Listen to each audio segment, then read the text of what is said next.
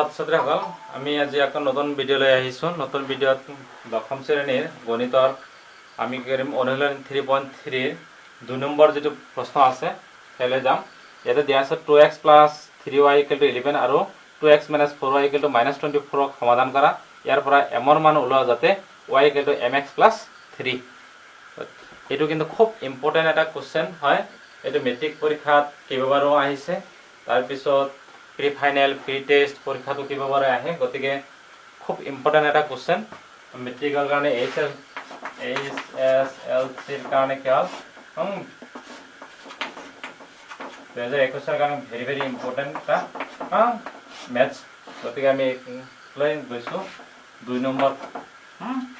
আমাৰ দিয়া আছে কি 2x + 3y = 11 দিয়া আছে।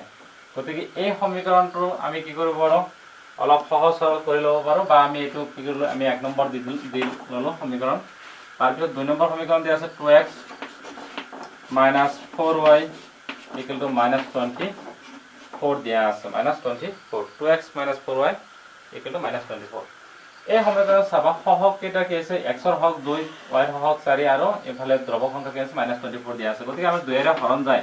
হৰণ যোৱাৰ লগে লগে কি হ'ব x - 2y = -12। গতিকে এটা সহজ হৈ গ'ল অলপ সৰু হৈ গ'ল।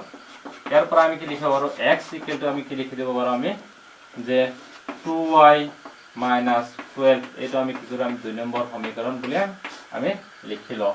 2 নম্বৰ সমীকৰণ। এতিয়া এই x ৰ ভ্যালুটো যদি আমি 1 নম্বৰত বহাই দিও বহাই দিয়াৰ লগে লগে কি হ'ব আমি x কি হ'ব 1 নম্বৰ সমীকৰণৰ পৰা x টো নোহোৱা হৈ যাব। যে কি লিখো আমি 2 নং x ৰ মান 1 নংত বহুৱাই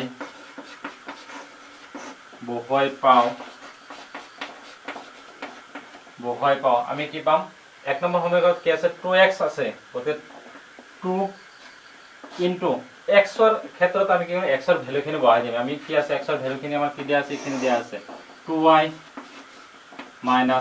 12 দিয়া আছে।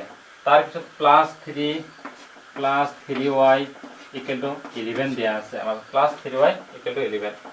গতিকে আমি এটো পূৰণ কৰি দিও আমি 2 * 2 মানে 4 4y - 2 * 12 মানে কি -24 + 3y = 11।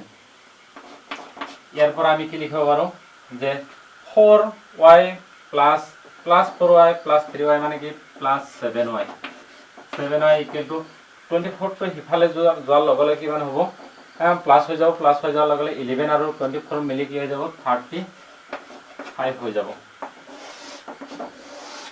35 হৈ যাব। ইয়াৰ পৰা আমি কি লিখিব পাৰো আমি y = কি লিখি দিব পাৰো আমি y = কি লিখি দিব পাৰো যে 35 / 7 y = কিমান হ'ব আমাৰ 5 হ'ব। y ৰ ভ্যালুটো আমি 5 পালো। এতিয়া y ৰ ভ্যালুটো 1 নম্বৰ বা 2 নম্বৰ যিকোনো এটা সমীকৰণত বহাই দিলে আমি কি পাম x ৰ মান পাই যাম।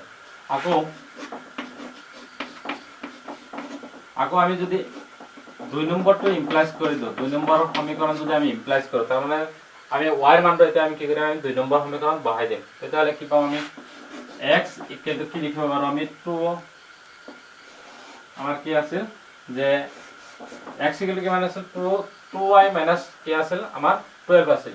তেতিয়াহলে 2 * y ঠাইতে আমি কি কৰো 5 বহাই দিও মাইনাস কিমান দিয়া আছে আমাৰ 12। তেতিয়াহলে আমি কি লিখিব পাৰো আমি ইয়াৰ পৰা কি হ'ব 10 - 12 = -2। x ৰ মানটো আমাৰ কি ওলাল যে x ৰ মানটো -2 ওলাল আৰু y ৰ মানটো আমাৰ কিমান ওলাইছে 5 ওলাইছে। এতিয়া কোশ্চেনত আৰু এটা বস্তু লগাই দিয়া হৈছে y = mx + 3 যে y = যদি mx + 3 হয় তেতিয়াহলে m ৰ মানটো কিমান হ'ব সেইটো ওলাব লাগে। আকৌ y = আমাৰ কি দিয়া আছে mx + 3 দিয়া আছে। গতিকে এতিয়া y ৰ ভ্যালুটো আমি বহাই দিও y = 5 m এ থাকি গেল x হল আমাৰ -2 + 3। এতিয়া আমি কি কৰো আমি এটো যে -2 m ইকুৱেল টু কি লিখিব 5 মাইনাছ 3 লিখিব পাৰোঁ আমি, কাৰণ আমি এইটো ইফালে লৈ আহিছোঁ আৰু 3টো ইফালে আহি গ'লে কি হ'ব -3 হৈ যাব। গতিকে আমি কি লিখিব পাৰোঁ, ইয়াৰ পৰা m ইকুৱেল টু কি লিখিব পাৰোঁ, এটা 2 ডিভাইড বাই -2 লিখিব পাৰোঁ। ইয়াৰ পৰা আমাৰ কিমান হ'ব -1 হ'ব। তাৰমানে m ৰ মানটো আমাৰ কিমান ওলাল -1 ওলাল। ইয়াৰ পৰা আমি কি লিখিব পাৰোঁ, যদি আমি ইয়াৰ পৰা অলপ মুচি দিওঁ যে নিৰ্ণয় m ৰ মান নিৰ্ণয়